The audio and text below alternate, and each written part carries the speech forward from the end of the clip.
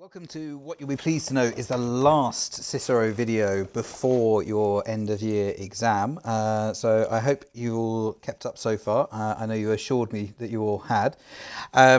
So Cicero is finally getting to what I suppose you could call the true climax of the piece, in that he's going to talk about the events of the Ides of March. I hope you're all aware that the Ides of March, the 15th of March, 44 BC, was the day on which Caesar was assassinated by a group of senators, not in the Senate House, actually, interestingly enough. Well, I suppose it's not that interesting, but the Senate meeting was taking place in the theatre of Pompey.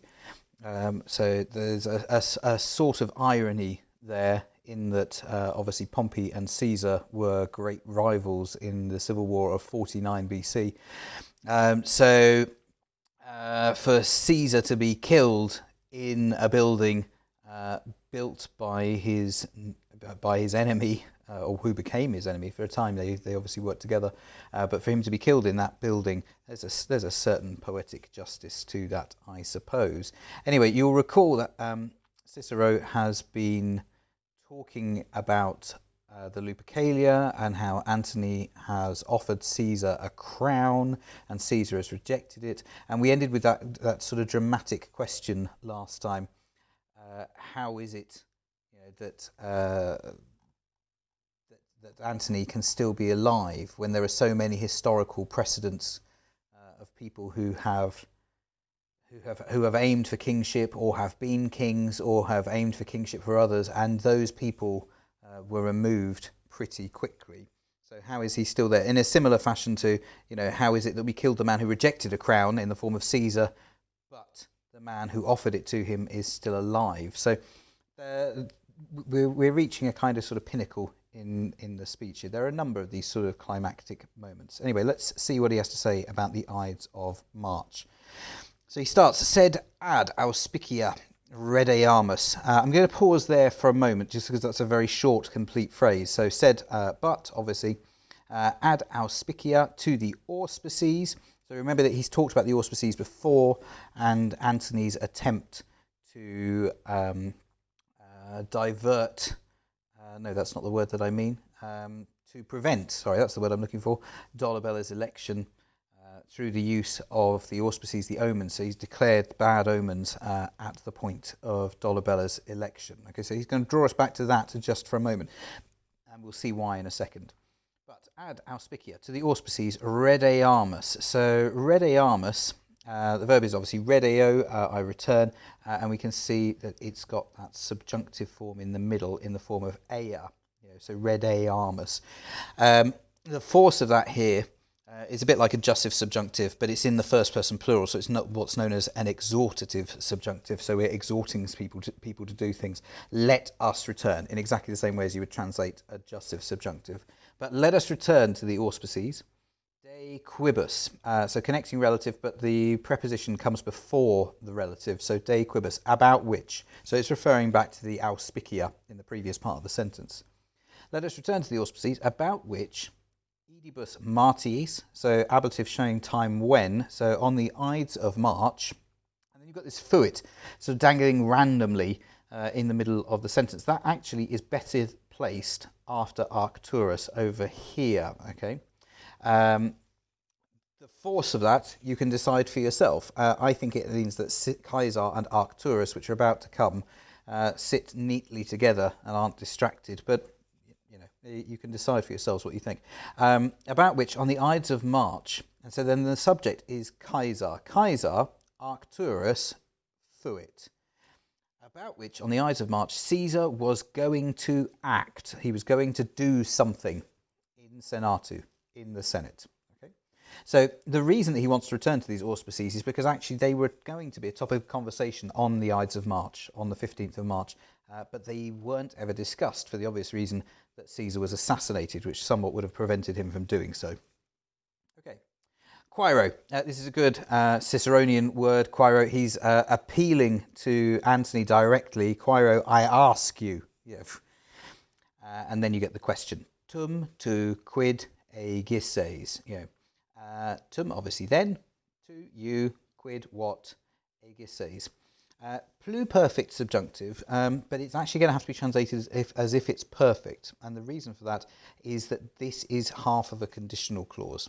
So Caesar was going to act on the subject of these on the Ides of March, and then implied for the protasis, the first half of the conditional, is if he had done so, tum, then, tu quid aegises, what would you have done?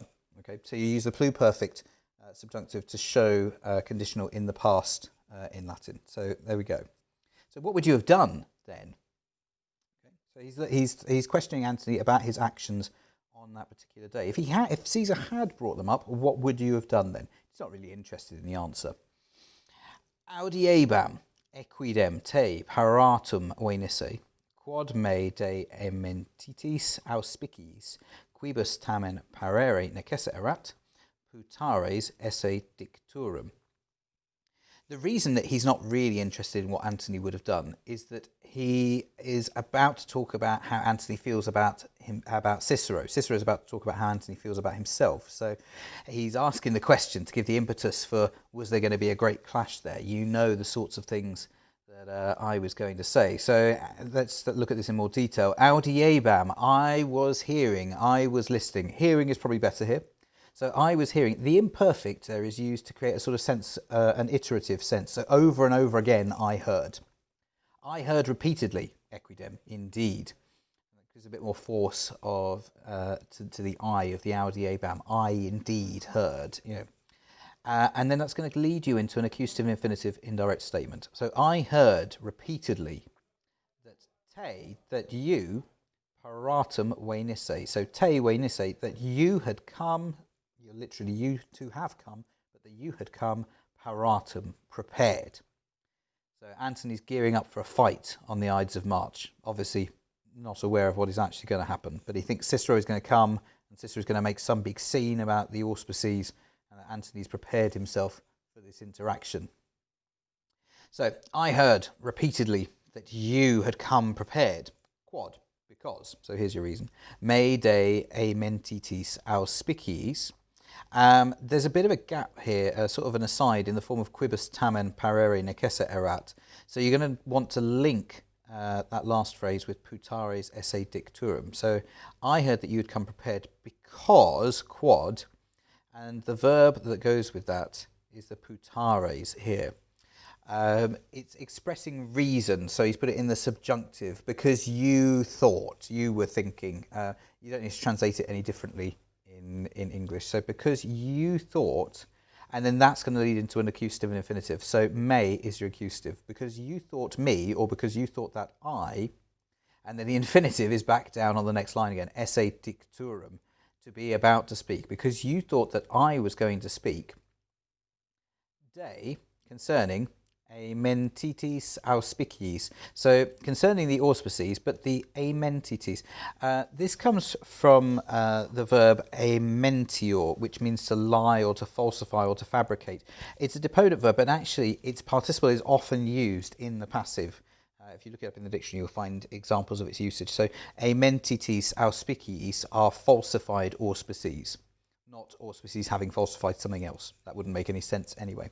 So because you thought that I was going to speak, or I was about to speak, about the falsified auspices, and then a description of the auspices, quibus tamen parere necesse erat. So quibus, dative, but that's only because it's following parere, which is to obey. Pareo takes a dative. So which, necesse erat, it was necessary, parere, to obey. So which we had to obey, tamen. However, the reason for this is something which he's mentioned earlier, which of course is that although Cicero doesn't believe the declaration which Antony has made, the declaration has to be nullified formally by the College of Augurs. So at this point, on the 15th of March, they're still having to stand in line with Antony's declaration, even though they all know it's nonsense, because the College of Augurs hasn't formally nullified it yet. Anyway, so Antony came prepared because he thought Cicero was going to talk about these auspices. And then a sudden shift. Sustulit illum diem fortuna re publicae. So the subject here is fortuna. So fortune.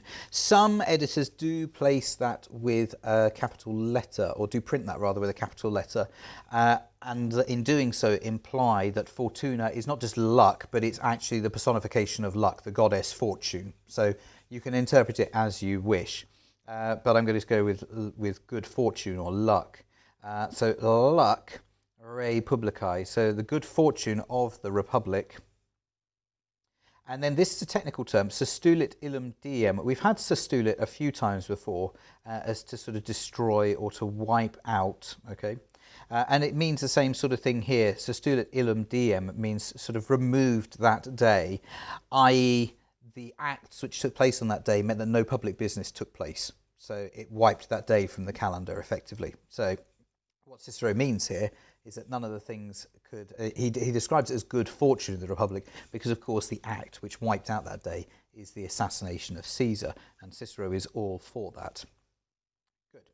So, the good fortune of the Republic wiped out that day. Num etiam tuum de auspiciis judicium interitus Caesaris sustulit. So it's a question. Num... one of the set of three question words, as I'm sure you know, means surely not. So surely, and then we'll put the negative in later on, surely, and the subject is the interitus, the death, Caesaris. So surely the death of Caesar, sustulit. Now this is a kind of pun because he's just used sustulit in a technical term to mean to remove a day's business. Okay, so here it obviously doesn't mean that, but it's got the same sort of sense to wipe out. So surely the death of Caesar did not wipe out judicium, the judgment, and it's the judicium tuum. Tuum is agreeing with that. Surely it does not wipe out the judgment, your judgment, etiam, also. So surely it didn't also wipe out your judgment. De auspiciis, concerning the auspices. So, what he's implying is that, as I'm sure we've mentioned before, Antony's going to have a quick about turn on the subject of Dolabella's election. Once Caesar is assassinated on the 15th of March, within a couple of days, Antony has agreed that Dolabella should stand in as consul in Caesar's place. And the reason for that is that it's entirely to Antony's advantage. That Dolabella is malleable, he can be used, and so he gains support in doing so. But on the 15th of March, Cicero asserts, I mean, this is all in his imagination because, of course, none of this happened on the 15th of March, but Cicero asserts that Antony is going to argue with him about the validity of the auspices, and Antony will argue that they are still valid and that Dolabella is not a consul. This question says, surely Caesar's death didn't change your mind about the auspices.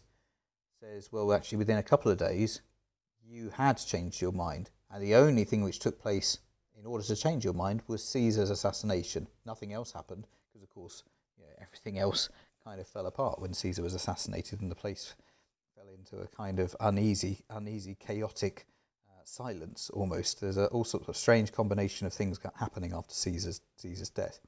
So the only thing that could have changed your mind is Caesar's death. And did that do that? Don't know. The only conclusion we can therefore reach is that you're a liar and you're a charlatan and are playing the game just in whatever way will suit you. Anyway, so let's carry on and see what more he has to say. Sed incidi in id tempus, quod is rebus in quas ingressa erat oratio praever tendum est. Okay, so it starts off relatively straightforwardly. Said, but incidi, I have come to, and then a repetition of the in, so to that time. But I have come to that time, quod is rebus, and then again, you've got a little aside, which needs to just be pulled out of the way for the moment in order for this sentence to work. So, I've come to that time, which, and then the description of that is praever tendum est. So I've come to that time which ought to go before, ought to precede, ought to take precedence over. So I've reached that time. And when he says that time, he means that point in the speech. So what he's talking about now ought to take precedence over something else. So, but I've reached that time which ought to take precedence over is rebus, over these things. In quas, the time which ingressa erat oratio, okay? The time which my speech ingressa had entered. So it's an interesting turn of phrase, this, and probably needs just a little bit of explanation. It's quite a complicated sentence, actually. You know. What he really means is ingressa erat oratio is those bits which I had started to talk about. You know, those bits of the speech which I'd begun from. Really, there is a useful note about this in the Gildenhard commentary, and he chooses to translate it as "I have fallen on that time period, the time period after Caesar's assassination." I.e., the bit of the speech that we've reached now, you know, which must be given precedence over those matters. You know. So it just requires a little bit of sort of pulling out of understanding that he's standing up and making a speech. You know. So I've reached that point, Caesar's assassination, you know, in which the speech had entered. You know, so which my speech had begun from. Where these matters must take precedence. Okay, so it's just a little bit of an aside, really, just explaining where he thinks he is in his own argument. Okay, so quae tua fuga. We've seen this done before. You know, quae fuga, what flight, but tua of yours. So what flight of yours? Quae formido, what fear. So formido is the nominative. And then praeclaro, although it looks like it could agree with formido, it obviously doesn't, because praeclaro says 212. So praeclaro is going with illo die. So what fear on that distinguished day? And when he says distinguished, he really means that. You know, he's not being sarcastic at all. Caesar's death, as far as he's concerned, is a great day. Yes. So what flight of yours? What fear on that distinguished day? And then he describes the formido. You know, quae propter conscientiam scelerum desperatio vitae. Sorry, I'll rephrase that. The quae is going with the desperatio, which follows. So and quae. So you've got a tricolon of ideas here. Quae fuga, quae formido, quae desperatio. What so? Let's just recap. What a flight of yours. So when he runs away from the Senate House. Quae formido, what fear, what panic on that distinguished day. Quae desperatio, what despair. And then that's modified by the vitae, which follows. What despair, vitae, of your life. You know, so he thinks he's going to die. And of course, we've touched on this topic before, that Cicero really feels that he should have been killed at that point. So what flight of yours? What panic on that distinguished day? What desperation for your life? And then that's all explained with the propter conscientiam, on account of your knowledge, or the knowledge, maybe better, scelerum, of your wickedness, of your wicked deeds. Okay, so he knows that he's been a bad guy as far as the conspirators who just killed Caesar are concerned. And so they're likely to come after him. So what flight, what panic, what despair of your life on account of the knowledge of your wicked deeds. And then he finishes this with a cum clause, except that the cum doesn't take a subjunctive. So it's actually going with the re capisti on the line below. So what despair of your life? Cum, when, and I would be inclined to jump straight down to the end, but we'll read the whole sentence first. Cum, when ex illa fuga beneficio eorum qui te si sanus esses salvum esse voluerent. When, right down to the end, clam in secret te domum recapisti, you took yourself home. So you ran off home. Remember that recipio can be to retreat as well, so that might be a way of translating it, when you retreated home in secret. The rest of it is just explanation of that. When you retreated home in secret, ex illa fuga, from that flight, and you did it beneficio, which is instrumental, by the kindness, eorum, of those people. Okay. Qui, who, and And then again, there's a little aside here, which we'll talk about in just a moment. So they are people who voluerant, wanted, and then it leaps back to the te over here as the object of that, who wanted you. So qui te voluerant, who wanted you, esse salvum, to be safe. Si sanus esses. This is a slightly trickier phrase. You know, if you were sound, you know, if you were rational. The use of the subjunctive here is very, very slight. You know, so they wanted you to be safe if you were sane, if you were rational. And the sense of the subjunctive is that they thought you were, but they doubted it themselves. So what a flight, what panic, what despair for your life when you when you retreated home in secret from your flight, from your fuga, beneficio, by the kindness of those who, if you were sane, if you were right thinking, they wanted to be safe. It's a little dig at him. There are a couple of tricky phrases in here. The in quas ingressa erat oratio is a bit tough going, and the si sanus essays is as well. So make sure you're happy with them. I'm not entirely convinced that I've explained them very well.